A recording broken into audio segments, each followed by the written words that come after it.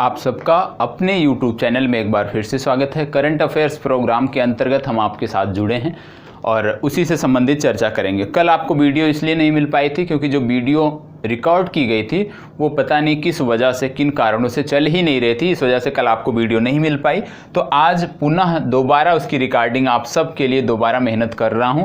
तो उम्मीद बस आपसे इतना ही सहयोग चाहता हूं कि प्लीज़ ज़्यादा से ज़्यादा लोगों तक वीडियो पहुँचाया करें, ज़्यादा से ज़्यादा लोगों तक हमारी उपस्थिति दर्ज कराएं, जिससे जल्द से जल्द आपके चैनल को एक बड़े प्लेटफॉर्म के रूप में परिवर्तित किया जा सके, स्थापित किया जा सके। तो सबसे पहले आइए देख लेते हैं जो हमारा समसामयिक विषय था। समसामयिक विषयों में सबसे महत्वपूर्ण क्या था? गंगा जल से संबंधित। हाल ही में गंगा जल पर एक वायरस का पता चला है, जीवाणु भोजी वायरस है। गंगा जल पर सफर करता है, गंगा जल पर रहता है। तो गंगा जल में जिस वायरस की खोज हुई है हाल ही में, उसका नाम निंजा वायरस नाम है उसका। और ये जो निंजा वायरस है ये आपकी परीक्षा के लिए महत्वपूर्ण हो जाता है। आपसे पूछा जा सकता है कि निंजा वायरस कहाँ पर मिला है, किस नदी के जल पर मिला है, ये सारी चीज़ें आपसे पूछी जा सकती हैं। तो आपको क्या याद रखना है कि गंगा जल जो है, गंगा जल पर निंजा नामक वायरस पाया गया है, जीवाणु भोजी वायरस है। अब ये शब्द गंगा आ जाता है, अब ये परीक्षा के लिए, आपकी परीक्षा के लिए महत्वपूर्ण है। क्यों महत्वपूर्ण है? क्योंकि आपकी परीक्षा में गंगा नदी तंत्र भी पढ़ने को है। तो आइए गंगा से संबंधित कुछ प्रश्नों को देख लेते हैं। क्या महत्वपूर्ण हो सकता है? सबसे पहले ये जो गंगा नामक धारा है, इसको कहाँ से हम गंगा नाम देते हैं? आपको पता है हरिद्वार के समीप ये जो देवप्रयाग नामक स्थान हमारा पड़ता है, यहीं से ही हम इस नदी को गंगा नाम से पुकारते हैं, इस धारा को गंगा नाम से जानते हैं। इससे पहले यदि देवप्रयाग की बात करें तो आपको पता है देवप्रयाग में अलकनंदा और भागीरथी दो नदियां आकर मिलती हैं और इन नदियों की संयुक्त धारा को ही हम गंगा नाम से जानते हैं। तो याद रखिएगा, अलकनंदा और भागीरथी ये जो दो नदियां हैं कहां पे आके मिलती हैं? देवप्रयाग में आके मिलती हैं। देवप्रयाग के साथ साथ दो और महत्वपूर्ण नाम है। कौन कौन से? सोनप्रयाग और रुद्रप्रयाग। तो सोनप्रयाग और रुद्रप्रयाग के बारे में आगे देख लेते हैं। रुद्रप्रयाग क्या है? रुद्रप्रयाग में मंदाकिनी और अलकनंदा नामक नदियों का संगम है और इन संगम के बाद इनकी जो धारा निकलती है, संयुक्त धारा, उसको हम अलकनंदा नाम से जानते हैं। तो मतलब रुद्रप्रयाग में मंदाकिनी और अलकनंदा आके मिलती हैं और इनकी नई धारा, संयुक्त धारा अलकनंदा के नाम से जानी जाती है। ये आपको पता होना चाहिए। दूसरी बात आती है सोनप्रयाग। सोनप्रयाग में क्या होता है? मंदाकिनी और सोनगंगा नामक नदियां आके मिलती हैं और इनकी संयुक्त धारा को हम बोलते हैं मंदाकिनी। ये आपको पता होना चाहिए। तो देवप्रयाग, रुद्रप्रयाग और सोनप्रयाग में कौन कौन सी नदियां आके मिलती हैं ये आपको पता चल गया होगा, तो निश्चित रूप से आगे बेहतर होगा। ठीक है, अब आगे बात कर लेते हैं। कुछ और वायरस हमारी चर्चा में थे, जैसे आप जानते हैं एडोथीलियो हर्पीस वायरस। जब हम वायरस की बात कर रहे हैं तो पिछले एक वर्ष में जो भी वायरस हमारी परीक्षा के लिए महत्वपूर्ण है, जो भी चर्चा में रहे हैं, हमारा फर्ज बनता है, हमारा कर्तव्य बनता है कि हम उनको भी देखते चलें। तो एडियोथीलियो हर्पीस वायरस क्यों महत्वपूर्ण है? क्योंकि ये जो वायरस है एडियोथीलियो हर्पीस वायरस, ये उड़ीसा में देखा गया था। उड़ीसा के हाथियों में इस वायरस का पता चला था और इससे हाथियों की मौत भी हुई थी। कहां पे? उड़ीसा में। किस वायरस से? एडियोथीलियो हर्पीस वायरस। इसके अंतर्गत आप एक और वायरस देख लीजिए। क्या? यारा वायरस। यारा वायरस ब्राजील में पाया गया था। यह अमीबा को प्रभावित करता है, तो यह भी आपको पता होना चाहिए। इसके बाद एक और महत्वपूर्ण वायरस था यदा यदा वायरस। और जो ये यदा यदा नामक वायरस था, यह ऑस्ट्रेलिया में पाया गया था और यह मच्छरों से फैलता था। मतलब मच्छरों में पाया गया था। कौन सा वायरस? यदा यदा वायरस। किस देश में पाया गया था? ऑस्ट्रेलिया में पाया गया था। यह आपकी परीक्षा के लिए महत्वपूर्ण है। तो जो भी महत्वपूर्ण वायरस हैं उनको यहीं पे देखना हमारा फर्ज बनता है। आप जानते हैं कि 1 अप्रैल 2020 मैंने तिथि लिखी है, क्योंकि ये सारी चीजें लिख इस दिए गई हैं क्योंकि कल जब मैंने वीडियो बनाया था तो सारी चीजें लिखी हुई थी, उसको मैंने रफ नहीं किया था। इतना मेरा फायदा है कि थोड़ा सा समय की बचत होगी, क्योंकि आप सबके लिए दोबारा कार्य कर रहा हूं। तो आप सबसे पहले ये देख लीजिए कि 1 अप्रैल 2020 से क्या घटनाक्रम हुए हैं। 1 अप्रैल 2020 से जो भी मेडिकल, आप जानते हैं, डिवाइस होती थी, मेडिकल डिवाइस को भारत सरकार ने ड्रग की श्रेणी में संबंधित कर दिया है, ड्रग की श्रेणी में इनको रख दिया है। 1 अप्रैल 2020 से सभी मेडिकल डिवाइसेस को, ये आपको पता होना चाहिए। दूसरी बात आती है एवियन बोटुलिज्म।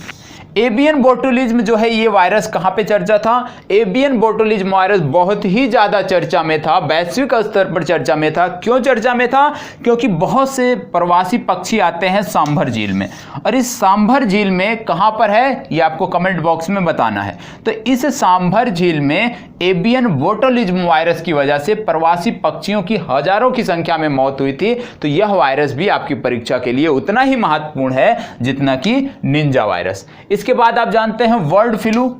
इसकी चर्चा क्यों कर रहे हैं अभी हम जोड़कर बता रहे हैं आपसे। सबसे पहले आपने नाम सुना था बर्ड फ्लू, 2-3 वर्षों पहले काफी चर्चा में था। वर्तमान समय में भारत बर्ड फ्लू से मुक्त घोषित किया जा चुका है। तो इसको या तो बोलते थे इन्फ्लुएंजा वायरस भी इसको बोलते थे।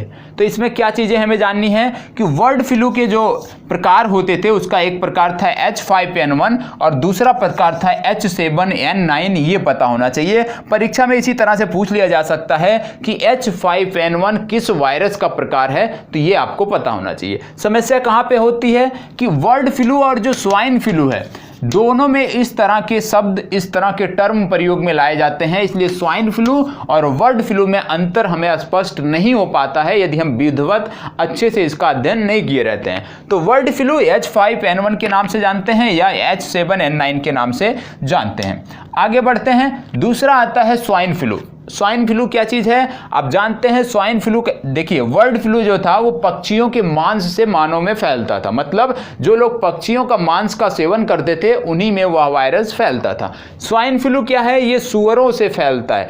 आप जानते हैं कि यदि पूर्वोत्तर भारत में चले जाएं, मध्य भारत में भी, लेकिन ज्यादातर पूर्वोत्तर भारत में सुअरों के मांस का सेवन किया जाता है। तो जो स्वाइन फ्लू था ये सुअरों के मांस से फैलता था और इसका नाम था H1N1 और H3N2। तो H1N1 या H3N2 ये क्या था? स्वाइन फ्लू का प्रकार था। और पूर्व में जो आपने अभी देखा, क्या देखा था? H5N1 या H7N9, ये क्या है? ये बर्ड फ्लू का प्रकार है। तो ये दो चीजें आपने यहाँ पे देख ली हैं। और क्या देखना है आपको कि सुअरों की चर्चा क्यों, हमने स्वाइन फ्लू और बर्ड फ्लू क्यों चर्चा किया, इसका एक पृष्ठभूमि बनाया। क्यों पृष्ठभूमि इसको बनाया? इसलिए क्योंकि वर्तमान समय में अफ्रीकन स्वाइन फ्लू या classical swine fever, African swine flu या क्लासिकल स्वाइन फीवर, इसकी वजह से क्या हो रहा है? इसकी वजह से असम में सुअरों की मौत हो रही है।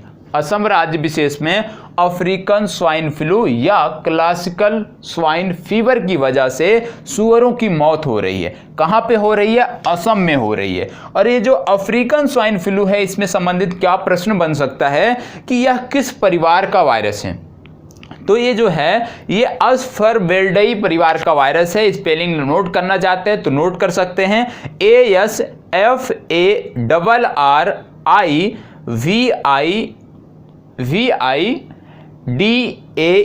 अस्फरवेल्डई परिवार का वायरस है। ये एक प्रकार का DNA वायरस है, ये आपको पता होना चाहिए। एक बार फिर से स्पेलिंग बोल दे रहा हूं, ASFARRIVIDAE,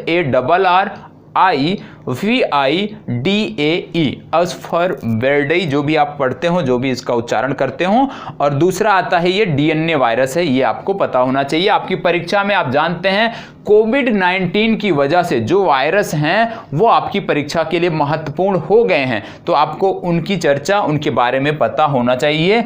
पिछले एक वर्ष में जिस भी प्रकार के देश के जिस भी कोने में वैश्विक स्तर पर यदि कोई वायरस चर्चा में रहा है तो उसके लक्षण, किस परिवार का वायरस है, नाम क्या है, सारी चीजें आपको पता होनी चाहिए। ठीक है। और एक चीज और बता दूं कि WHO द्वारा वर्ष 2020 को years of nurses and midwife के रूप में घोषित किया गया है। ये भी तथ्य है, ये भी आपको पता होना चाहिए। ठीक है। इसके बाद बढ़ते हैं हम, वायरस परिवार का जो प्रश्न था हमारा वो खत्म हुआ। इसी तरह से हम देखते रहेंगे जब भी कुछ नया आएगा। आगे हम बढ़ते हैं LG पॉलीमर्स कंपनी पर। LG पॉलीमर्स कंपनी से संबंधित क्या प्रश्न हो सकते हैं?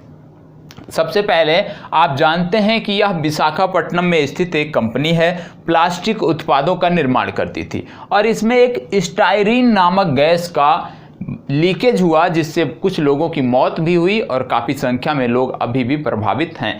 तो स्टाइरीन नामक जो गैस है ये किस लिए प्रयोग में लाई जाती है? ये प्लास्टिक उत्पादों से प्रयोग में लाई जाती है। जो भी प्लास्टिक उत्पाद बनते हैं उनमें इस कंपनी द्वारा स्टायरीन गैस का प्रयोग किया जाता था, इसकी वजह से लोगों की मौत हुई है, ये आपको पता होना चाहिए। तो एलजी पॉलीमर्स के बारे में क्या पता होना चाहिए, किस राज्य में स्थित है, किस स्थान पर स्थित है, किस गैस का लीकेज हुआ था। इसी से मिलता जुलता लीकेज हुआ था भोपाल गैस त्रासदी। आप जानते हैं भोपाल गैस त्रासदी में मिथाइल आइसोसाइनेट नामक गैस का जो है रिसाव हुआ था, मिथाइल आइसोसाइनेट, ये भी आपको पता होना चाहिए। अब बात हो रही है विशाखापट्टनम की, तो विशाखापट्टनम के बारे में क्या चीजें आपको देखनी है। सबसे पहले विशाखापट्टनम में एक अभ्यास हुआ था टाइगर ट्रम्प। क्या अभ्यास था, टाइगर ट्रम्प नामक अभ्यास भारत और अमेरिका के बीच पहली बार हुआ था। कहां पे, आंध्र प्रदेश के विशाखापट्टनम में। तो टाइगर ट्रम्प पता होना चाहिए, पहली बार आयोजित हुआ है भारत और अमेरिका के बीच। फिर आपको दिमाग लगाना है, क्या कोई और ऐसा अभ्यास है जिसको भारत पहली बार कर रहा है, कोई ऐसा देश है क्या जिसके साथ भारत पहली बार अभ्यास कर रहा है। तो हाँ जी, देश हैं। कौन कौन से हैं, पहला देश है उज्बेकिस्तान और दूसरा देश है कतर। उज्बेकिस्तान और कतर के साथ हम एक नया सैन्य अभ्यास पहली बार कर रहे हैं, सैन्य अभ्यास इन देशों के साथ। कौन सा, पहली बात तो उज्बेकिस्तान के साथ हम पहली बार अभ्यास कर रहे हैं दस्तलिक नामक सैन्य अभ्यास का। दस्तलिक नामक सैन्य अभ्यास भारत उज्बेकिस्तान के बीच पहली बार आयोजित किए जा रहे हैं। दूसरा था जैर अल बहर। जैर अल बहर जो है ये भारत कतर के साथ पहली बार सैन्य अभ्यास कर रहा है। तो ये 3 सैन्य अभ्यास आपके लिए महत्वपूर्ण हैं क्योंकि इनका आयोजन पहली बार हो रहा है और जो देश हैं वो भी महत्वपूर्ण हो जाते हैं। जैसे उज्बेकिस्तान हमारे लिए महत्वपूर्ण है मिडिल ईस्ट में, कतर हमारे लिए गल्फ में महत्वपूर्ण है, उसी तरह से अमेरिका भी हमारे लिए महत्वपूर्ण है। तो किस तरह से इनको आपको देखना है, जो पहली बार सैन्य अभ्यास हुए हैं वो आपको पता होना चाहिए। साइबरा नामक एक मुहिम है। किसकी मुहिम है, विशाखापट्टनम पुलिस की, लोगों को मदद करने के लिए, महिलाओं की सुरक्षा करने के लिए। तो ये भी आपको पता होना चाहिए कि साइबरा नामक मुहिम किस राज्य विशेष की, किस जिले की, किस क्षेत्र विशेष की, किस शहर की पुलिस ने प्रारंभ किया है। तो वो आपने देख लिया। अब रेलवे जोन देख लीजिए कुछ। क्यों देखना है, क्योंकि आप जानते हैं कि भारत में 18 रेलवे जोन हैं और जो सबसे नवीनतम रेलवे जोन है वो बना है विशाखापट्टनम, उसका हेडक्वार्टर बना है विशाखापट्टनम। रेलवे जोन का नाम है दक्षिण तट रेलवे। ठीक है, तो सबसे नवीनतम रेलवे जोन हमारा है दक्षिण तट रेलवे, इसका हेडक्वार्टर है विशाखापट्टनम और टोटल 18 रेलवे जोन हमारे देश में हो गए हैं। ठीक है, अब आपके लिए एक होमवर्क है। क्या होमवर्क है, प्लान बी। मैं आपसे पूछ रहा हूं प्लान बी का प्रयोग किस रेलवे जोन द्वारा रेल की पटरियों से हाथियों को दूर करने के लिए किया था, ये आपको बताना है। मैंने पढ़ाया भी है। नहीं आता है तो भी आप कमेंट बॉक्स में बताएंगे नहीं आता है, क्योंकि आपको यदि नहीं आता है फिर भी आपको उसका जवाब चाहिए होगा, तो उसका जवाब मैं दूंगा। तो आपका होमवर्क है प्लान बी किस रेलवे जोन द्वारा प्रारंभ किया गया है। इसके अतिरिक्त आप जानते हैं विशाखापट्टनम जो है एक भारत का एक बृहद पोर्ट भी है, पोर्ट शहर है। तो पोर्ट भारत में कितने हैं ये भी आपको पता होना चाहिए। तो भारत में टोटल 13 बंदरगाह हैं। भारत की मुख्य भूमि पर 13 बंदरगाह हैं। मुख्य भूमि का मतलब अंडमान निकोबार को, पोर्ट ब्लेयर जो बंदरगाह है उसको छोड़ के हमें देखना है। तो टोटल 13 बंदरगाह हैं और जो सबसे नवीनतम बंदरगाह हमारा बना है उसका नाम है बधावन पोर्ट और ये महाराष्ट्र में बनेगा। तो बधावन पोर्ट सबसे नवीनतम है। टोटल हो गए हमारे 13 बंदरगाह। जैसे आप जानते हैं कोलकाता बंदरगाह और हल्दिया ये दोनों है पश्चिम बंगाल में। कोलकाता का नाम बदल कर दिया गया है डॉक्टर श्यामा प्रसाद मुखर्जी बंदरगाह, ये कोलकाता बंदरगाह का नया नाम है। इसके अतिरिक्त आप जानते हैं चेन्नई तूतीकोरिन तमिलनाडु में, पारादीप उड़ीसा में और कोच्चि केरल में, इस तरह के महत्वपूर्ण बंदरगाह भारत में हैं। मुंबई में आप जानते हैं कि 3 बंदरगाह हो गए। पहला हो गया बधावन, दूसरा हो गया मुंबई, तीसरा हो गया जवाहरलाल नेहरू पोर्ट या न्याहवा सेवा बोलते हैं इसको, न्याहवा सेवा, ठीक है, या जवाहरलाल नेहरू पोर्ट। तो जो महत्वपूर्ण बंदरगाह हैं वो भी आपको पता होना चाहिए। आपको उस पर भी अपनी नज़रें बनाकर रखनी है। चलिए बढ़ते हैं आगे, अगले प्रश्न को देखते हैं। अब हम कुछ ऑपरेशन की बात करने जा रहे हैं। आप जानते हैं वर्तमान समय में बहुत सारे ऑपरेशन चलाए जा रहे हैं भारतीय सेना द्वारा, भारतीय नौसेना द्वारा, ठीक है। तो उन सब के बारे में एक बार डिटेल से हम देखते हैं। सबसे पहला जो हमारा महत्वपूर्ण ऑपरेशन है वो है जैक बूट ऑपरेशन।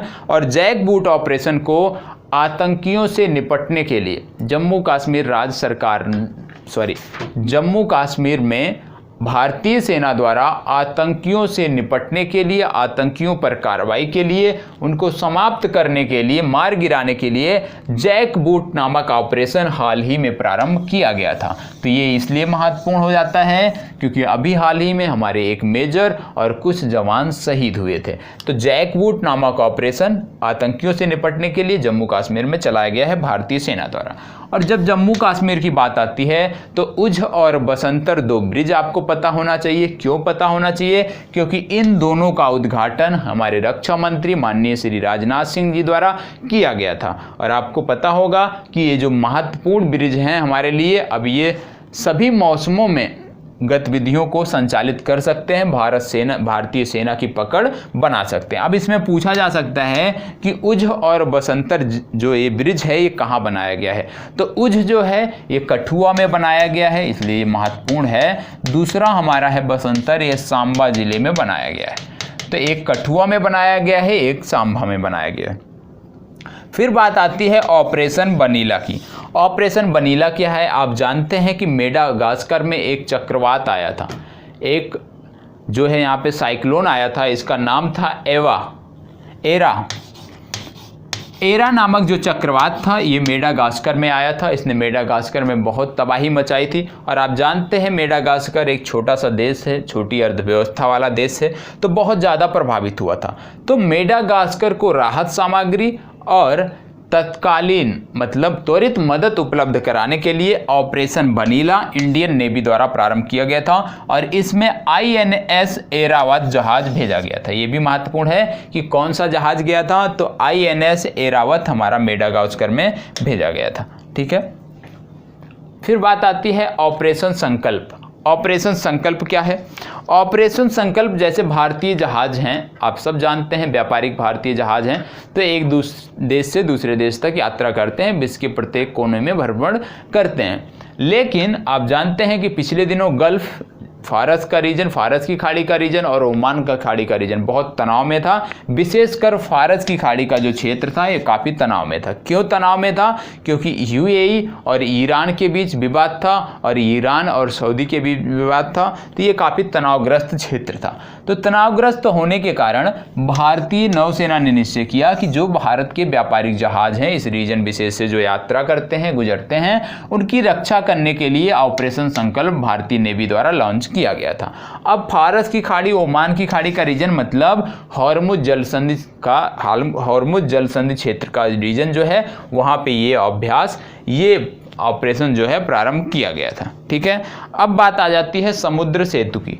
समुद्र सेतु क्या है? आप जानते हैं कि कोविड-19 के दौर में जहाँ पे यातायात, वैश्विक यातायात पूरी तरह प्रभावित हो गया है, रोक दिया गया है, ऐसे में भारतीय नागरिकों को विदेशों से निकालने के लिए भारतीय सरकार ने, भारत की गवर्नमेंट ने एक कदम उठाया और उसी कदम के तहत इंडियन नेवी ने, भारतीय नौसेना ने समुद्र सेतु नामक ऑपरेशन लॉन्च किया है। याद रखिएगा 2 ऑपरेशन लॉन्च हुए हैं, एक है वायुसेना द्वारा और दूसरा हमारा है नौसेना द्वारा। तो वायुसेना द्वारा जो लॉन्च किया गया उसका दूसरा नाम है, वो आगे बताएंगे। समुद्र सेतु जो है ये भारतीय नौसेना द्वारा लॉन्च किया गया है। और आपको बता दूं समुद्र सेतु की जब बात आती है तो ये जो है सबसे पहले भेजा गया है कहाँ पे? मालदीव में भेजा गया है। और जो 2 जहाज भेजे गए हैं वो आपको पता होना चाहिए इस ऑपरेशन के तहत। तो एक का नाम है INS जलाश्व और दूसरे का नाम है INS मगर। INS मगर और INS जलाश्व ये दोनों जहाज मालदीव भेजे गए हैं। जब बात मालदीव की आती है तो सबसे पहले इसकी करेंसी पता होना चाहिए। क्या है? रूफिया। जैसे हम रुपया बोलते हैं तो वहाँ की करेंसी है मालदीवियन रूफिया और यहाँ की राजधानी है माले। 2 चीज़ ये पता होना चाहिए। फिर तीसरी बात आती है कि किस डिग्री चैनल द्वारा। आप जानते हैं कि मालदीव जो है वो लक्षद्वीप के समीप स्थित है। लक्षद्वीप से कुछ ही आप 300 से 400 किलोमीटर की दूरी पे है लक्षद्वीप से। और लक्षद्वीप की जब बात आती है तो लक्षद्वीप में बहुत सारे द्वीप आते हैं, तो उन्हीं में जो सबसे दूरस्थ द्वीप स्थित है, भारत भूमि से जो सबसे दूरस्थ द्वीप स्थित है उसका नाम है मिनिकॉय। और ये जो मिनिकॉय द्वीप है ये मालदीव के समीप है। तो मिनिकॉय और मालदीव को एक चैनल अलग करता है, ये परीक्षा में पूछा जाता है, भूगोल का प्रश्न हो जाता है कि मालदीव और मिनिकॉय को कितने डिग्री चैनल से अलग किया जाता है। तो मालदीव मिनिकॉय से मालदीव जो है 8 डिग्री चैनल से अलग होता है, ये आपको पता होना चाहिए। दूसरा प्रश्न यहाँ से बनता है कि लक्षद्वीप के अन्य द्वीपों से मिनिकॉय कितने डिग्री चैनल से अलग होता है, क्योंकि मिनिकॉय जो है ये जो लक्षद्वीप समूह है इससे अलग स्थित है, अलग अवस्थित है। तो मिनिकॉय जो द्वीप है ये लक्षद्वीप से 9 डिग्री चैनल से अलग होता है। तो 8 डिग्री क्या है मालदीव से मिनिकॉय, और 9 डिग्री क्या है मिनिकॉय से लक्षद्वीप। ये 2 चीज़ आपको पता होने चाहिए, ठीक है। तो इन सारी चीज़ों को हमने देख लिया। आगे बढ़ते हैं, आगे देखते हैं और क्या है। तो आगे नाम आ जाता है ऑपरेशन सुदर्शन। ऑपरेशन सुदर्शन जो है ये बीएसएफ द्वारा चालू किया गया था पाकिस्तान सीमा पर पाकिस्तान से संबंधित घुसपैठ को रोकने के लिए। तो ये भी आपको पता होना चाहिए। मेरा कहने का मतलब है कि जिस टॉपिक से संबंधित रिलेट करके बताता हूँ, को रिलेट करके, वो सारी चीज़ों को एक जगह आप लिखने का प्रयास करें। जैसे ऑपरेशन बता रहा हूँ, आज बता रहा हूँ, हो सकता है कल कुछ और बताऊँ, तो सारे ऑपरेशन एक सीरीज में एक साथ लिखे होने चाहिए। इससे क्या होता है आपको भी याद करने में आसानी होगी और समझने में आसानी होगी। फिर बात आता है ऑपरेशन संजीवनी। ये क्या है ऑपरेशन संजीवनी, क्या है इसके बारे में भी पता होना चाहिए। तो ऑपरेशन संजीवनी कोविड-19 के प्रारंभिक दौर में भारत सरकार ने ऑपरेशन संजीवनी लॉन्च किया था। क्यों लॉन्च किया था? मालदीव को सहायता, मालदीव को आवश्यक सामग्री उपलब्ध कराने के लिए, लगभग 6 लाख टन सामग्री उपलब्ध कराने के लिए ये कार्यक्रम चालू किए गए थे। तो ये इतना याद रखना है कि ऑपरेशन संजीवनी मालदीव से संबंधित था। इसमें कुछ टन सामग्री मालदीव को उपलब्ध कराई गई थी, ठीक है। और एक चीज़ और याद रखिएगा, क्या अडू एटाल, ये महत्वपूर्ण है। अडू एटाल पूछा जा सकता है कि अडू एटाल कहाँ पर स्थित है। तो अडू एटाल जो है ये मालदीव में स्थित है, और इसको विकसित करने के लिए, अडू एटाल को विकसित करने के लिए मालदीव ने भारत से समझौता किया है। आगे बढ़ते हैं और अन्य मिशनों को देखते हैं। अब बात आती है मिशन सागर। मिशन सागर क्या है? मिशन सागर इंडियन नेवी का एक मिशन है जिसके अंतर्गत कोविड-19 से जो हमारे हिंद महासागर रीजन के जो द्वीपीय देश हैं जो प्रभावित हैं, जैसे सेशल्स हो गया, मेडागास्कर हो गया, मालदीव हो गया, मॉरिशस हो गया, इन सब देशों को त्वरित मदद उपलब्ध कराने के लिए, दवाओं की उपलब्धता कराने के लिए, खाद्य सामग्री की उपलब्धता कराने के लिए भारतीय नेवी ने एक मिशन लॉन्च किया है जिसका नाम है मिशन सागर। तो याद रखिएगा मिशन सागर जो है ये क्या है कि जो हमारे हिंद महासागर रीजन विशेष में क्षेत्र हैं जैसे सेशल्स, मालदीव, मॉरिशस, मेडागास्कर, इन सबको सहायता उपलब्ध कराने के लिए भारतीय नौसेना का एक मिशन है। इसमें प्रयुक्त किया जा रहा है INS केसरी। INS केसरी नामक जहाज इस मिशन में प्रयोग किया जा रहा है। बात आती है सागर की। तो आप जानते हैं कि भारत सरकार ने एक पहल शुरू की थी, सागर पहल। ये भी पता होना चाहिए सागर पहल क्या है। तो सागर पहल थी कि जो हमारे पड़ोसी देश हैं उनसे मित्रवत संबंध बना रहे, मित्रवत संबंध स्थापित करने के लिए अपने पड़ोसी देशों से भारत सरकार ने सागर पहल का अनावरण किया था। ये आपको पता होना चाहिए, ठीक है। आगे बढ़ते हैं, आगे कुछ दवाओं के बारे में हम देखेंगे। तो सबसे पहले एक दवा का नाम आता है रेमडेसिविर। रेमडेसिविर क्या है? रेमडेसिविर चर्चा में क्यों है? सबसे पहली बात, ये किस देश ने बनाया है या किस देश का पेटेंट है? तो जापान ने बनाया है रेमडेसिविर को। अब जापान ने बनाया है तो किस बीमारी से संबंधित है? तो ये इबोला से संबंधित। आप जानते हैं कि अफ्रीका में इबोला बुरी तरह से लोगों के जनजीवन को प्रभावित किया था, लाखों की संख्या में मौतें हुई थी इबोला से। तो इबोला संक्रमण से निपटने के लिए जापान ने जो दवा तैयार की थी वो थी रेमडेसिविर।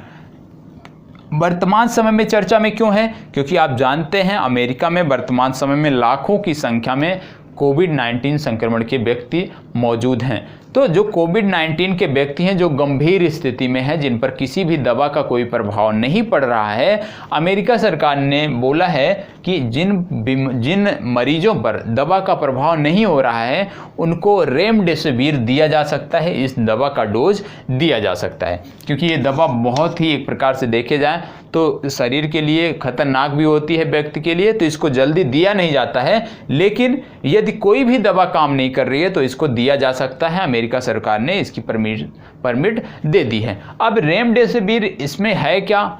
ऐसा है तो सभी को दिया जा सकता है? नहीं। क्यों नहीं दिया जा सकता? क्योंकि ये जो दवा है बहुत सारी इसके इफ़ेक्ट हैं, शरीर पे प्रभाव पड़ते हैं। यदि नॉर्मल दवा से कोई व्यक्ति ठीक हो जा रहा है तो वो अच्छी बात है, लेकिन जिस व्यक्ति को ये दवा दिया जाता है, सबको तो पहली बात सबको तो आराम मिलता नहीं है। यदि 10 में से 5 व्यक्ति इससे ठीक हो रहे हैं तो ये जो 5 व्यक्ति ठीक हो रहे हैं ये 11 दिन के अंदर कोरोना से मुक्त हो जाएंगे। आप जानते हैं कोविड-19 में जो दवा दी जाती है उसमें मैक्सिमम टाइम है 15 दिन का, मतलब 15 दिन में व्यक्ति यदि सुधर रहा है, उसकी सेहत सुधार हो रहा है तो 15 दिन में उस संक्रमण से मुक्त होता है। लेकिन यदि व्यक्ति को ये दवा दी जाती है और उसमें सुधार देखने को मिलता है तो व्यक्ति 11 दिन में कोरोना से मुक्त हो जाता है। अब हमने देख लिया इबोला से संबंधित था, ठीक है। आगे देखते हैं कुछ और संक्रमण के बारे में, कुछ और बीमारियों के बारे में। जैसे आप जानते हैं BCG टीका, BCG टीका टीबी से संबंधित टीका है, ये आपको पता होना चाहिए। दूसरी बात क्या इसमें पता होना चाहिए कि कोविड-19 के परिप्रेक्ष्य में इसकी चर्चा की गई थी, कई जगहों पर इस टीके का प्रयोग भी किया जा रहा था। अब बात आती है BCG से संबंधित। तो आप जानते हैं BCG जो हमारा टीका है, BCG जो टीका है इसका खोज किसने किया था? तो इसका खोज जो किया था उनका नाम है, नोट करना है तो नोट कर लीजिए, एडवर्ड कैलिमिर और कैमली ग्यूरी नामक व्यक्ति थे जिन्होंने इसके टीके को बनाया था। फिर बात आती थी, आपने सुना होगा चर्चा क्या, विटामिन डी। कुछ लोगों का कहना था, कुछ रिसर्चर्स का कहना था, शोधकर्ताओं का कहना था कि जिस भी व्यक्ति में विटामिन डी की मात्रा पर्याप्त है, मतलब विटामिन डी की कमी नहीं है जिस शरीर में, वहाँ पे क्या होगा कि कोविड-19 का प्रभाव कम देखने को मिलेगा। तो कोविड-19 के परिप्रेक्ष्य में विटामिन डी भी चर्चा में आ गया था। तो विटामिन डी से संबंधित क्या प्रश्न बन सकते हैं कि इसका वैज्ञानिक नाम क्या है? इसका वैज्ञानिक नाम क्या है? तो विटामिन डी का वैज्ञानिक नाम है अर्गोकेलसिफिरोल और कोलेकेलसिफिरोल। याद रखिएगा, विटामिन डी का वैज्ञानिक नाम है अर्गोकेलसिफिरोल और कोलेकेलसिफिरोल। तो ये वैज्ञानिक नाम भी आपको पता होना चाहिए। आपको ये भी पता होगा कि भारत सरकार ने हाल ही में एक समिति का गठन किया है कोविड-19 की स्थितियों की समीक्षा करने के लिए, और ये जो समिति बनाई गई है ये BK पॉल की अध्यक्षता में बनाई गई है। BK पॉल की अध्यक्षता में कोविड-19 से संबंधित एक समिति भी बनाई गई है। आप जानते हैं कि जैसे विभिन्न दवाओं का प्रयोग किया जा रहा है कोविड-19 से निपटने में, प्रारंभ दौर में भारत में ज़्यादातर एड्स की जो दवा है उसका प्रयोग किया जा रहा है। कौन सा? एक है लोपिनाविर और एक है रोटिनाविर। तो लोपिनाविर और रोटिनाविर नामक ये जो एड्स की दवा है इसका प्रयोग भारत सरकार कर रही है कोविड-19 के बारे में। तो लोपिनाविर और रोटिनाविर किसकी दवा है? एड्स की दवा है, ये आपको पता होना चाहिए, ठीक है। फिर इसके बाद एक दवा थी, आप जानते हैं क्लोरोक्विन, मलेरिया की एक दवा होती है। इसका भी प्रयोग ये काफ़ी विवादित रहा था कि भारत सरकार ने कुछ देशों को उपलब्ध कराया था। तो ये भी आपसे पूछा जा सकता है कि क्लोरोक्विन किस रोग की दवा है? तो ये मलेरिया से संबंधित दवा थी, और मलेरिया के उन्मूलन का भारत सरकार का लक्ष्य 2030 का है, ये भी पता होना चाहिए। टीबी का कब का है? तो टीबी उन्मूलन का लक्ष्य है 2025, ठीक है। एक आता है फाइलेरिया उन्मूलन का लक्ष्य क्या है? तो फाइलेरिया का लक्ष्य है 2021, डायरिया का लक्ष्य है 2022। तो डायरिया और फाइलेरिया, डायरिया का हो गया 2022, फाइलेरिया का हो गया 2021, ये आपको पता होना चाहिए। चलिए बढ़ते हैं आगे, और इसमें अभी कुछ और दवा है जैसे फेविपिरविर। आप जानते हैं फेविपिरविर क्या थी?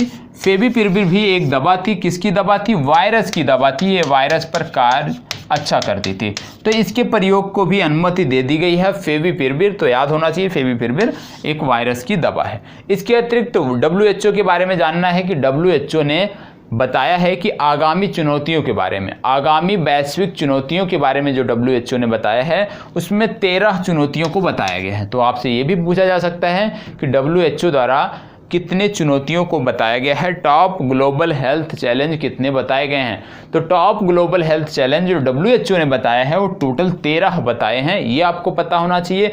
और जो सबसे महत्वपूर्ण इसमें है, जो सबसे खतरनाक है, जो टॉप पर है, वो है anti microbial resistance. Anti microbial resistance ये सबसे कठिन चुनौती है आने वाले वर्षों में, आने वाले समय में, तो ये भी आपको पता होना चाहिए। ठीक है, बढ़ते हैं आगे और देखते हैं अगला क्या है हमारा। अगला है Arctic M mission. Arctic M mission क्या है? सबसे पहली बात, किस देश का मिशन है? तो आर्कटिक एम मिशन जो है ये रूस का मिशन है। और रूस का मिशन है तो आपको क्या पता होना चाहिए, क्यों भेजा जा रहा है भाई? तो रूस को आप देखते होंगे, तो आप देखते होंगे क्या देखने को मिलता है कि रूस जो देश है इसकी ज़्यादातर सीमा, स्थलीय सीमा, उत्तरी भाग की स्थलीय सीमा देखें तो क्या होती है, आर्कटिक क्षेत्र से लगती है। हजारों किलोमीटर की रूस की सीमा आर्कटिक क्षेत्र से लगती है। ऐसे में जब आर्कटिक क्षेत्र में कुछ परिवर्तन हो रहा है, पर्यावरणीय चिंताएं बढ़ रही हैं, तो निश्चित रूप से उन पर शोध करने के लिए, उन पर निगरानी करने के लिए जिससे आवश्यक कदम उठाए जाएं, उसी को देखते हुए आर्कटिक एम मिशन रूस द्वारा प्रारंभ किया गया है। आने वाले समय में यह भेजा जाएगा। और ये जो भेजा जाएगा किस रॉकेट से प्रक्षेपित किया जाएगा? तो सोयूज नामक रॉकेट है, रूस का बहुत ही पावरफुल रॉकेट है। तो सोयूज नामक रॉकेट से ये भेजा जाएगा, ये आपको पता होना चाहिए। अब रूस की बात हो रही है, रूस की बात हो रही है तो आप जानते हैं क्या, रूस की राजधानी है मॉस्को, रूबल यहाँ की मुद्रा है, ड्यूमा यहाँ की संसद का नाम है। ठीक है, यहाँ के राष्ट्रपति हैं व्लादिमीर पुतिन। और आपको मॉस्को जब भी ध्यान आए, मॉस्को तुरंत आपको याद आना चाहिए कि इसरो ने अपनी तकनीकी संपर्क इकाई कहाँ स्थापित किया है? मॉस्को में स्थापित किया है। और जब भी रूस का नाम आता है तुरंत आपके ध्यान में आना चाहिए गगनयान मिशन। अब गगनयान मिशन का नाम में याद आते ही तुरंत याद आने चाहिए क्या? डॉक्टर और अंतरिक्ष यात्री। अंतरिक्ष यात्रियों को तो रूस प्रशिक्षित कर रहा है, डॉक्टरों को कौन कर रहा है? फ्रांस कर रहा है। और जैसे ही गगनयान मिशन याद आए तो आपको पता होना चाहिए क्या? व्योमित्रा। और व्योमित्रा का नाम याद आते ही आपको तुरंत याद आना चाहिए क्या? फेडोर। क्या समानता है? फेडोर जो है ये रूस का एक क्या बोलते हैं रोबोट था, और इस रोबोट को रूस ने 10 दिनों के लिए अंतरिक्ष स्टेशन में भेजा था। व्योमित्रा क्या है? व्योमित्रा को सबसे पहले आप जानते हैं गगनयान मिशन में अंतरिक्ष यात्रियों की भेजने की बात हुई है, तो उससे पहले हम पहले इस रोबोट को भेजेंगे व्योमित्रा को, और देखेंगे कि किस प्रकार की चुनौतियां देखने को मिलती हैं। तो पायलट प्रोजेक्ट के रूप में हम व्योमित्रा को भेजेंगे। तो व्योमित्रा और फेडोर, इस तरह से आपको चीज़ों को जोड़ को देखने की ज़रूरत है। और जब बात आती है आर्कटिक मिशन, तो एक मिशन था वैश्विक स्तर पर प्रारंभ किया गया था, इसका नाम था मोजैक मिशन। मोजैक मिशन ये क्या था? आर्कटिक क्षेत्र के अध्ययन के लिए मोजैक मिशन था। हमारे लिए महत्वपूर्ण क्यों है? क्योंकि एक इसमें भारतीय वैज्ञानिक भी थे, इनका नाम था विष्णु नंदन। विष्णु नंदन नामक भारतीय, लगभग 200 से ज़्यादा वैज्ञानिक इसमें जा रहे हैं वैश्विक स्तर पे, और इसमें एक भारतीय शामिल है, इनका नाम है विष्णु नंदन, इसलिए ये आपके लिए महत्वपूर्ण हो जाता है। ठीक है, और रूस के लिए क्या याद रखना है? रूस की कुछ कंपनियां हैं जैसे रोजनेफ्ट, आप जानते हैं रोजनेफ्ट, कैस्पर स्काई, एंटीवायरस आप जानते हैं, तो कैस्पर स्काई, रोजनेफ्ट। रोजनेफ्ट क्या है? एक तेल कंपनी है। कैस्पर स्काई आप जानते हैं एक एंटीवायरस है। और आप एक और याद रखिएगा, क्या याद रखना है रूस के बारे में? इसका अल्माज आंटी, अल्माज आंटी भी हथियारों की एक कंपनी है, और इसी ने ही S-400 डेवलप किया है। जो हम मिसाइल रक्षा प्रणाली ले रहे हैं S-400 रसिया से, उसको बनाने वाली कंपनी है अल्माज आंटी, ये आपको पता होना चाहिए। ठीक है, और जब अल्माज आंटी की बात हो रही है, हथियारों की बात हो रही है, तो आपको पता होना चाहिए विश्व में सबसे ज़्यादा हथियार किसने बेचे, वो भी आपको पता होना चाहिए। ठीक है, तो सबसे ज़्यादा हथियार बेचे हैं जो कंपनी है वो अमेरिका की कंपनी है, और पहले और 2 स्थान पे ये दोनों कंपनियां हैं। ये दोनों का नाम है हमारा लॉकहीड मार्टिन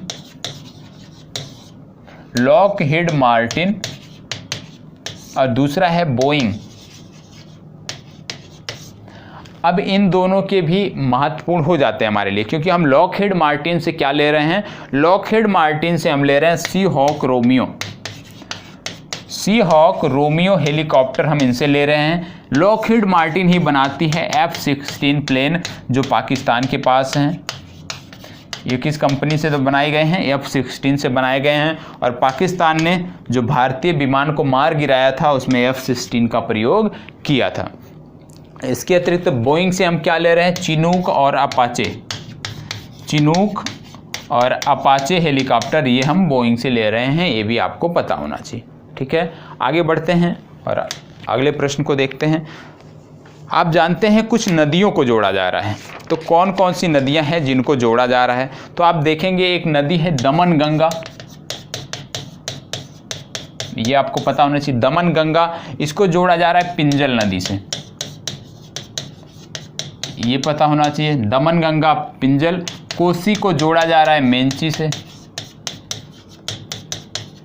ये पता होना चाहिए। इसके बाद आपको पता होना चाहिए केन बेतवा, केन बेतवा, ये 3 नदियां आपको पता होना चाहिए। ये महत्वपूर्ण है क्योंकि ये तो अब नहीं पूछे जाएंगे, पूछे जा चुके हैं। तो दमन गंगा और पिंजल नदी को जोड़ा जा रहा है, ये आपको पता होना चाहिए। महाराष्ट्र और गुजरात की संयुक्त परियोजना है, तो ये चीज़ आपको पता होना चाहिए। यहीं पे एक इनकोर प्रोजेक्ट है, वो भी देख लीजिए क्या है, इनकोर।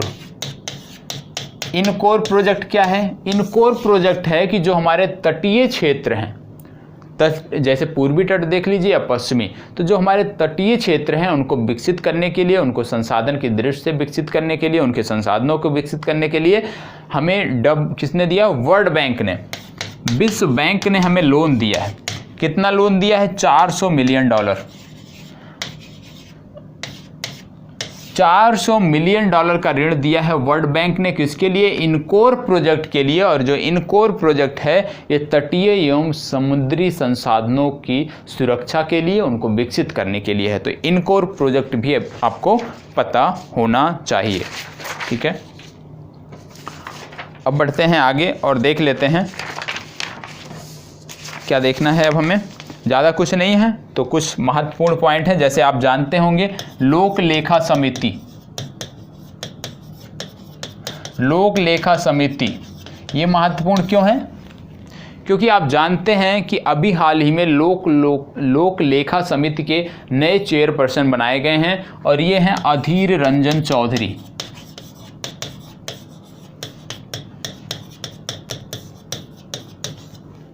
अधीर रंजन चौधरी। दूसरी बात आती है कि लोक लेखा जो समिति है इसमें कितने सदस्य होते हैं, तो टोटल इसमें होते हैं 22 सदस्य, 15 होते हैं लोकसभा से, 7 होते हैं राज्यसभा से, ये आपको पता होना चाहिए। तो लोक लेखा समिति टोटल 22 सदस्य, 15 लोकसभा से, 7 हो गए हमारे राज्यसभा से। दूसरी आती है प्राक्कलन समिति, ये भी महत्वपूर्ण है। प्राक्कलन समिति, प्राक्कलन समिति में टोटल 30 सदस्य होते हैं और ये सारे लोकसभा से होते हैं, ये आपको पता होना चाहिए। एक आती है सार्वजनिक उपक्रम की समिति, सार्वजनिक उपक्रम की समिति, और इसमें टोटल होते हैं 15 और 7 22 सदस्य, 15 लोकसभा से, 7 हो गए राज्यसभा से। तो मेन क्या है, लोक लेखा समिति और प्राक्कलन समिति आपको पता होना चाहिए, कितने सदस्य होते हैं वो आपको पता होना चाहिए। ठीक है, अब हम बात कर लेते हैं पाकिस्तान की। पाकिस्तान हमारा पड़ोसी है, पड़ोसी होने के साथ साथ पाकिस्तान की बात ज़रूरी है भाई, पड़ोसी की बात तो समय समय पर करनी चाहिए। तो आइए कर लेते हैं आज पड़ोसी की बात। पाकिस्तान के बारे में क्या देखना है, रुपया है, पाकिस्तानी रुपया आप जानते हैं। यहाँ के इमरान खान पीएम है, ये पता होना चाहिए। राजधानी है इस्लामाबाद, ये पता होना चाहिए। और अभी हमने F-16 की बात किया था कि F-16 बनाती है लॉकहीड मार्टिन, और लॉकहीड मार्टिन जो F-16 बनाती है अमेरिका ने दान स्वरूप इनको दिया था तालिबान से निपटने के लिए, तो ये इनके पास है F-16, ये आपको पता होना चाहिए। पाकिस्तान की चर्चा हम किस परिप्रेक्ष्य में करने जा रहे हैं, क्योंकि पाकिस्तानी सेना में, पाकिस्तानी वायुसेना में अभी हाल ही में पहली बार किसी हिंदू पायलट को नियुक्त किया गया। पाकिस्तानी सेना में पहली बार किसी हिंदू को पायलट बनाया गया है। तो जो हिंदू पुरुष व्यक्ति हैं उनका नाम है राहुल देव, नाम याद रखिएगा, ये महत्वपूर्ण हो जाता है। राहुल देव जो हैं ये पहले पाकिस्तानी हिंदू हैं जिनको पाकिस्तानी वायुसेना में पायलट का दर्जा मिला है, राहुल देव। और इस तरह के प्रश्न महत्वपूर्ण हो जाते हैं। एक यहाँ पे है राणा भगवान दास। राणा भगवान दास ये क्यों महत्वपूर्ण है? राणा भगवान दास ये जो थे पाकिस्तान के पहले हिंदू जज थे जिन्होंने सुप्रीम कोर्ट तक की यात्रा की थी। मतलब ये सुप्रीम कोर्ट तक, जो वहाँ का पाकिस्तान का सर्वोच्च न्यायालय है, वहाँ भी ये जज के रूप में लास्ट अंतिम अपने कार्यकाल में वहाँ भी जज के रूप में थे। तो राणा भगवान दास पाकिस्तान के पहले हिंदू जज हैं। महिलाओं की बात किया जाए तो सुमन कुमारी नाम है इनका। सुमन कुमारी पहली महिला हिंदू जज हैं जो पाकिस्तान में जज बनी है। मतलब सुमन कुमारी पहली हिंदू महिला हैं जिनको पाकिस्तान में जिला जज बनाया गया है। तो 2-3 नाम याद होना चाहिए। राणा भगवान दास पहले जज हैं, सुमन कुमारी पहली महिला जज हैं, राहुल देव पहले व्यक्ति हैं जिनको वायुसेना में पायलट बनाया गया है। तो ये चीज़ें आपको पता होना चाहिए। इसके बाद और क्या देख लेते हैं? पाकिस्तान का नाम आते ही आपको तुरंत हाउ बारा बस्टर्ड याद आना चाहिए। हाउ बारा बस्टर्ड रेड लिस्ट में है। किसकी रेड लिस्ट में है? IUCN की लिस्ट में है। IUCN क्या है? International union for conservation of nature. इसका हेडक्वार्टर कहाँ है? स्विट्जरलैंड में है। स्विट्जरलैंड में कहाँ? ग्लांड शहर स्विट्जरलैंड में इसका हेडक्वार्टर है। ये आपको पता होना चाहिए। तो याद रखना है हाउ बारा बस्टर्ड रेड लिस्ट में शामिल है IUCN। ये चर्चा में क्यों था? क्योंकि पाकिस्तान ने गल्फ के कुछ राजकुमार आते हैं, उन्होंने इसके मारने की परमिट दी थी, शिकार की परमिट दी थी हाउ बारा बस्टर्ड की, इसलिए काफ़ी विवादित था। ये आपको पता होना चाहिए। ठीक है, अब देख लेते हैं हम कुछ झारखंड के बारे में। उससे पहले हम ईरान के बारे में देखेंगे। ईरान क्यों चर्चा में है? ईरान के बारे में देख लेते हैं। ईरान की राजधानी है तेहरान। मुद्रा भी हम बताते हैं क्या है, क्योंकि इसी संदर्भ में हम चर्चा करने के लिए आए हैं। ठीक है, तो ईरान ने क्या कर दिया है? इनकी पहले मुद्रा थी रियाल, इन्होंने मुद्रा को चेंज कर दिया है। पहले थी इनकी ईरानियन रियाल, अब इन्होंने मुद्रा चेंज कर दिया है। इनकी नई मुद्रा हो गई है टोमन। ईरान की नई मुद्रा हो गई है टोमन। मुद्रा क्यों चेंज किया इसने? इसलिए चेंज किया क्योंकि जानते हैं आपके इस पे बहुत सारे वैश्विक प्रतिबंध लगे हुए हैं। तो वैश्विक प्रतिबंधों के कारण क्या हो रहा था? इनकी जो मुद्रा थी रियाल, इसका दिन प्रतिदिन अवमूल्यन हो रहा। दिन प्रतिदिन इसके जो रेट हैं वो गिर रहे थे वैश्विक स्तर पर। इससे क्या हो रहा था कि डॉलर के तुलना में इसकी मुद्रा रियाल का जो है वैल्यू लगातार कम होती जा रही थी। तो इसी से निपटने के लिए इन्होंने क्या कर दिया? नई मुद्रा जारी कर दिया। अगले 2 वर्षों में पूरी तरह से ईरान में टोमन मुद्रा प्रचलन में आ जाएगी। तो टोमन मुद्रा आपको पता होना चाहिए किसकी मुद्रा हो गई है? अब रियाल की मुद्रा हो गई है, ईरान की मुद्रा हो गई है 10,000 रियाल बराबर है 1 टोमन। 10,000 रियाल बराबर 1 टोमन है। ये नहीं पूछा जाएगा, सिर्फ इतना याद रखना है टोमन किसकी मुद्रा बनी है? तो ईरान की मुद्रा बनी है। ईरान इसलिए भी चर्चा में था पिछले दिनों, UAE से इसका विवाद था। किसके लिए विवाद था? अबू मूसा द्वीप। अबू मूसा द्वीप कहाँ पे स्थित है? फारस की खाड़ी में स्थित है। फारस की खाड़ी कहाँ पे है? ये आप देखिए ओमान की खाड़ी से लगती हुई है, जुड़ती हुई है। तो ओमान की खाड़ी से फारस की खाड़ी कैसे जुड़ती है? होर्मुज जलसंधि के माध्यम से जुड़ती है। ये चीज़ें आपने देख लिया। दूसरी बात आती है, ईरान की सीमा लगती है किससे? कैस्पियन सागर से। ईरान की सीमा लगती है कैस्पियन सागर से, और कैस्पियन सागर आपकी परीक्षा के लिए महत्वपूर्ण है। किन देशों की सीमा लगती है कैस्पियन सागर से? तो सबसे पहले आता है तुर्कमेनिस्तान,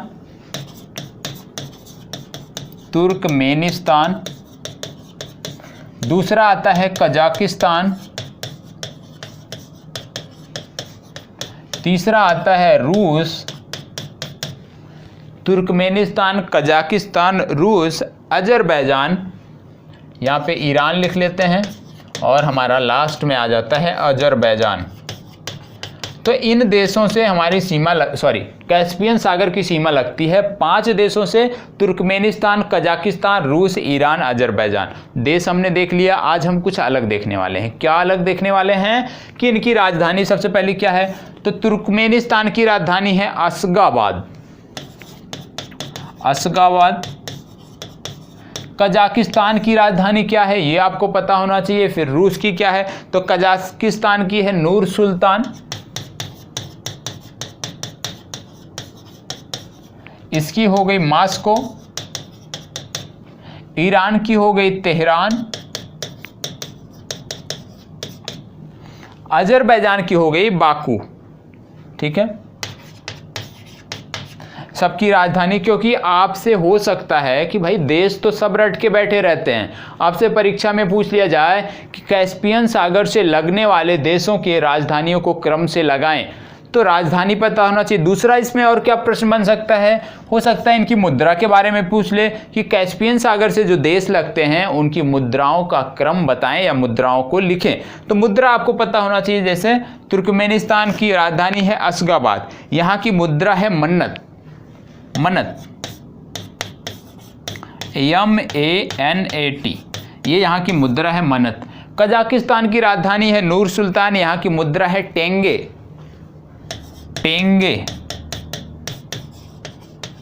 ठीक है, टेंगे यहाँ की मुद्रा है। रूस की है रूबल। ईरान की अभी बताया मैंने कि ईरान की मुद्रा चेंज हो गई है, अब हो गई है टोमन। अजरबैजान की राजधानी है बाकू, यहाँ की भी मुद्रा है मनत। अंतर क्या है, इनके नाम लिखा, इनके आगे लिखा होगा अजरबैजानियन मनत और यहाँ पे लिखा होगा तुर्कमेनिस्तानी मनत। तो मनत 2 जगह मुद्रा चलती है, कहाँ कहाँ पे, तुर्कमेनिस्तान और अजरबैजान। तो इनकी राजधानियों के बारे में और इनकी मुद्राओं के बारे में भी हमें पता होना चाहिए, क्योंकि मुद्रा के परिप्रेक्ष्य में ही यह रीजन अब फिर से चर्चा में आया है, तो मुद्रा हमारे लिए बहुत ही महत्वपूर्ण हो जाता है। ठीक है, अब हम आगे देखने वाले हैं कोविड-19 से संबंधित कुछ तथ्य, उनको देख लेते हैं। क्या है, आप जानते हैं UB blast tower,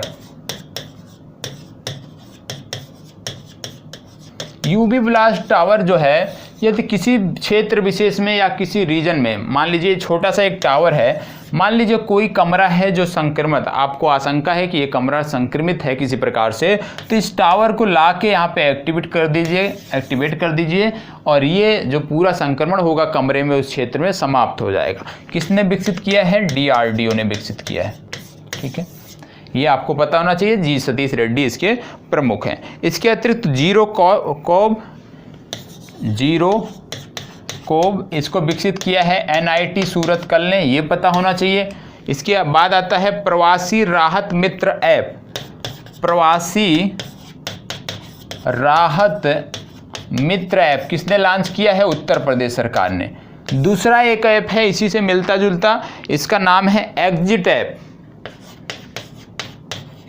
exit app इसको बनाया है पश्चिम बंगाल ने, मतलब पश्चिम बंगाल में यदि कोई फंसा है और वह अपने राज्य वापस जाना चाहता है तो एग्जिट ऐप उपयोग करे, इसको इंस्टॉल करे और जो भी जानकारी इससे मांगी जाए सबमिट करे, निश्चित रूप से पश्चिम बंगाल सरकार उसको घर भेजेगी। तो प्रवासी राहत जो हमारा योजना है, प्रवासी राहत, ये किसने चालू किया है, यूपी ने, और एग्जिट ऐप जो है किसने चालू किया है, ये पश्चिम बंगाल ने चालू किया है। ये आपको पता होना चाहिए। अब हम बात कर लेते हैं, लोक लेखा समिति हमने देख लिया। झारखंड के बारे में कुछ जानकारी हमें करना है। झारखंड चर्चा में है, क्यों चर्चा में है, यहाँ का एक वन्य जीव अभयारण्य है वो चर्चा में, इसका नाम है दलमा।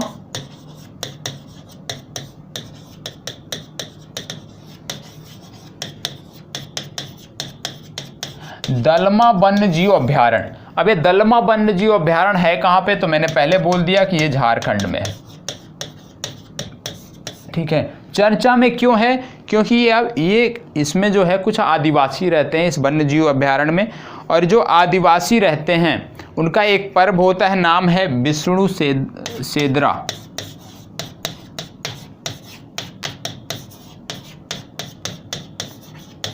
विष्णु सेदरा पर्व किसका है, किसका पर्व है, ये आदिवासियों का पर्व है। कहाँ मनाया जाता है, झारखंड के दलमा वन्यजीव राष्ट्रीय उद्यान में मनाया जाता है, राष्ट्रीय अभ्यारण्य में मनाया जाता है, वन्यजीव अभ्यारण्य में मनाया जाता है।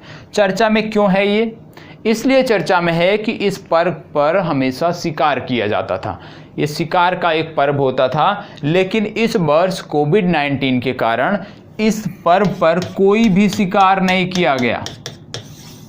शिकार के लिए ये पर्व आयोजित किया जाता है, लेकिन विष्णु सेदरा पर्व में इस वर्ष कोई भी शिकार नहीं किया गया, इसलिए ये महत्वपूर्ण हो जाता है। तो आपसे या तो ऐसे पूछ लेगा विष्णु सेदरा पर्व किस राज्य विशेष से संबंधित है, या आपसे पूछा जा सकता है कि दलमा वन्यजीव अभ्यारण्य कहाँ पर स्थित है। तो दोनों के बारे में आपको तैयार रहना है, ठीक है। वार्षिक शिकार उत्सव है।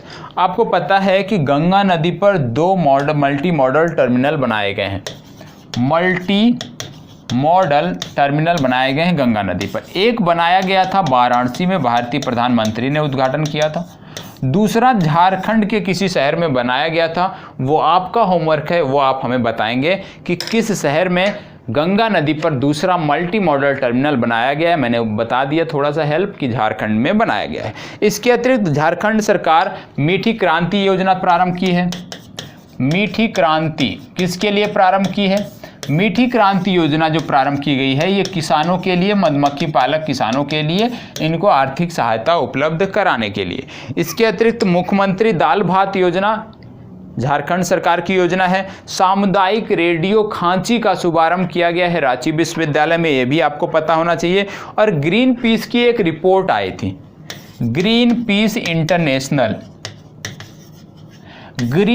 इंटरनेशनल की जो रिपोर्ट आई थी, इसके अनुसार भारत का सबसे प्रदूषित शहर, सबसे ज़्यादा प्रदूषित शहर जो है वह है झरिया। याद रखिएगा, भारत का सबसे प्रदूषित शहर ग्रीन पीस जो है रिपोर्ट के अनुसार वो कौन सा है? झारखंड का झरिया, ये आपको पता होना चाहिए। सोहरई और कोहबर आर्ट,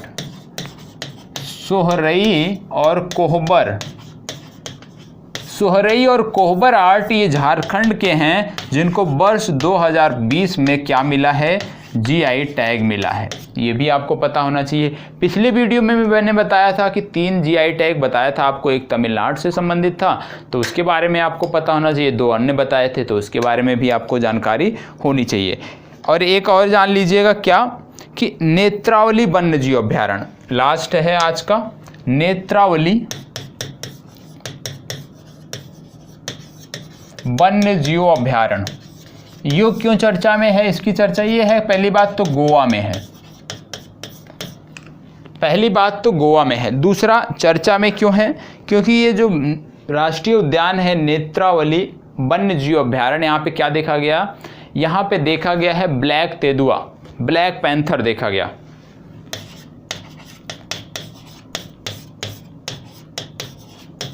ब्लैक तेंदुआ देखा गया है, क्योंकि भारत में इसको माना जाता है कि यह विलुप्त हो गया है, तो इसको भारत में देखा गया है। कहाँ पे? नेत्रावली वन्यजीव अभ्यारण्य में। और जो वहाँ के मुख्यमंत्री हैं उन्होंने अपने ट्विटर अकाउंट पे भी ट्वीट किया कि ब्लैक तेंदुआ जो है ये देखा गया है नेत्रावली वन्यजीव अभ्यारण्य में। तो याद रखिएगा, ब्लैक तेंदुआ के कारण नेत्रावली वन्यजीव अभ्यारण्य चर्चा में आ जाता है। और नेत्रावली जो वन्यजीव अभ्यारण्य है ये गोवा राज्य में स्थित है, ये आपको पता होना चाहिए। बात आती है तेंदुआ जो है इसका रंग काला क्यों होता है? तो इसमें आप जानते हैं कि त्वचा में गहरे और बाल के जो है रंग जो है ये काले होने के कारण एक रीजन इसमें आता है कि इसमें जो है पिगमेंट मेलानिन नामक एक पिगमेंट होता है, इसकी वृद्धि हो जाती है। किसकी वृद्धि हो जाती है? मेलानिन। इसकी वृद्धि के कारण इस तेंदुए की खाल और बाल का रंग जो है काला हो जाता है। तो आपके लिए बस इतना ही आज के लिए, आगे फिर मिलते हैं। और आपको बता दूं कि बहुत जल्द ही हो सकता है कि इसी सप्ताह के अंदर आपको रिवीजन सीरीज प्रारंभ करने का, रिवीजन जो आपकी सीरीज़ थी वो प्रारंभ होगी, डिसाइड हो गया है, निश्चय हो गया है, निश्चित हो गया है। हो सकता है कि इसी सप्ताह के अंत तक आपको वीडियो आने प्रारंभ हो जाए, लेकिन इसमें परिवर्तन क्या किया गया है आपको बता दूं कि ये जो रिवीजन सीरीज हमारी होगी वो क्वेश्चन फॉर्मेट में होगी। क्वेश्चन फॉर्मेट में होगी, प्रश्न दिए होंगे यूपीएससी पैटर्न पर ये होगी। ठीक है। यूपीएससी पैटर्न का मतलब कथन वाइज दिए होंगे, प्रश्न दिए होंगे और उन्हीं प्रश्नों का यहाँ पे डिस्कशन किया जाएगा, लेकिन जो प्रश्न होंगे पिछले एक वर्ष से लिए जाएंगे। तो आपके लिए निश्चित रूप से एक बेहतर कार्यक्रम प्रारंभ होने जा रहा है। तो ज़्यादा से ज़्यादा लोगों तक शेयर करें, ज़्यादा से ज़्यादा लोगों तक हमें पहुँचाएँ और जल्द ही हम आपके समक्ष रिवीजन सीरीज लेके प्रस्तुत होंगे। तो अपनी चर्चा यहीं पे प्रारंभ करते हैं। उम्मीद करता हूँ आप सब बहुत अच्छे से होंगे और जिस तरह से आप हमारे करंट अफेयर सीरीज को प्यार दे रहे हैं, यही प्यार बनाए रखिए। निश्चित रूप से हम आपके लिए और बेहतर करने का प्रयास करेंगे। धन्यवाद।